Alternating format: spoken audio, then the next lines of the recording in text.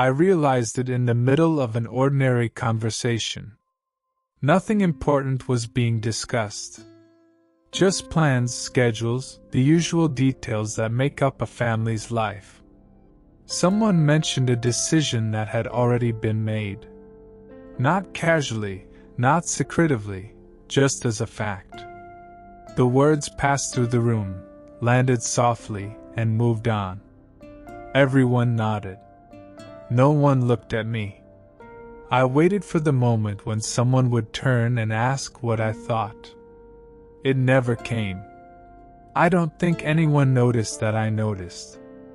I kept my face calm. I listened. I nodded when it felt appropriate. From the outside, nothing had changed. Inside, something shifted quietly into place.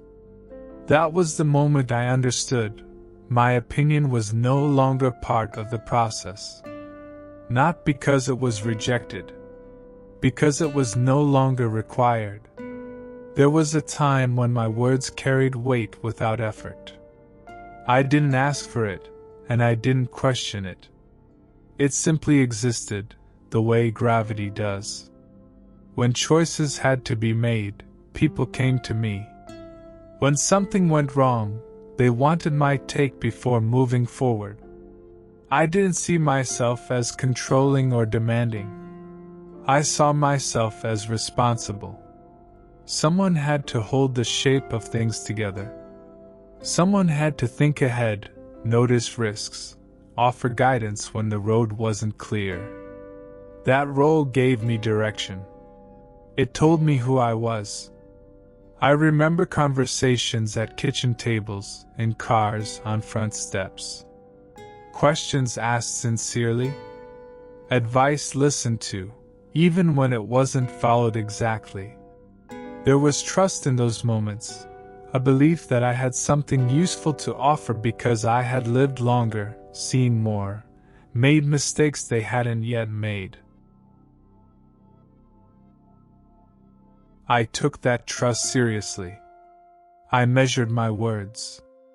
I didn't always get it right, but I tried to speak with care. Somewhere along the way, that changed. It wasn't announced. There was no argument. No moment when someone said, "We don't need your advice anymore." It happened quietly, through small adjustments that added up over time. Plans were mentioned after they were finalized. Moves were decided before I heard about them. Important steps were shared as updates, not questions. I was informed, not consulted. At first, I assumed it was temporary. That people were just busy. That timing had been off. I told myself the right moment would come, and things would settle back into place. But the pattern continued. Consistently. Calmly. And I began to understand that this wasn't about being excluded. It was about being outgrown. There was no confrontation to respond to. No offense to forgive. No apology to receive. Just a new reality that didn't ask for my reaction. That silence is harder to navigate than conflict. With conflict, you know where you stand. With silence, you're left guessing whether your absence matters at all. I didn't say anything. I didn't want to sound wounded or demanding. I didn't want to turn a natural shift into an emotional burden for anyone else to carry. So I stayed quiet and tried to learn the new shape of my place.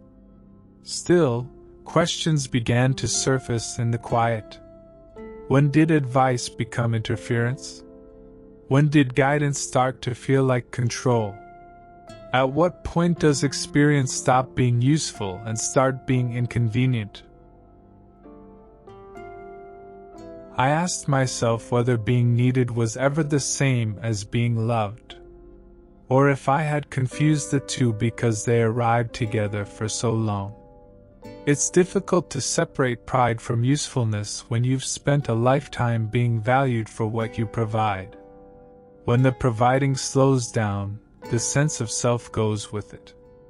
I don't believe my children stopped caring. I see love in other ways now, in check-in calls, in concern, in the effort to keep me included. I don't doubt that love. What I miss is the feeling of being necessary. There's a difference between being appreciated and being relied upon. I didn't know how much that difference would matter until I crossed it.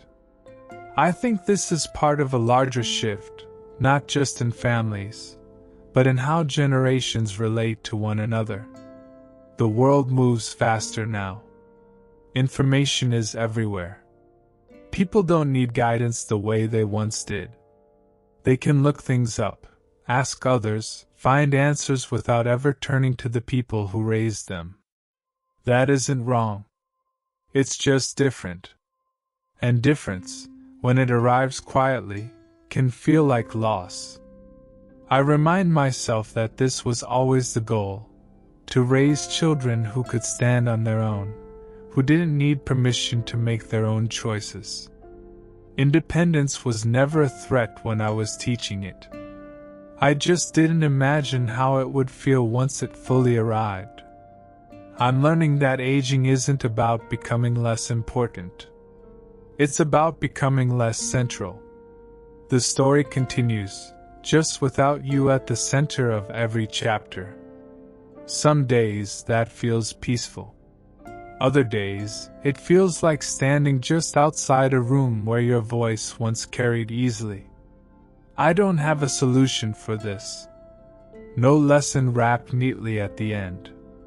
Just an awareness that comes and goes, depending on the day. I suppose what stays with me most is this question, quiet but persistent. When your role changes, and no one asks for your guidance anymore.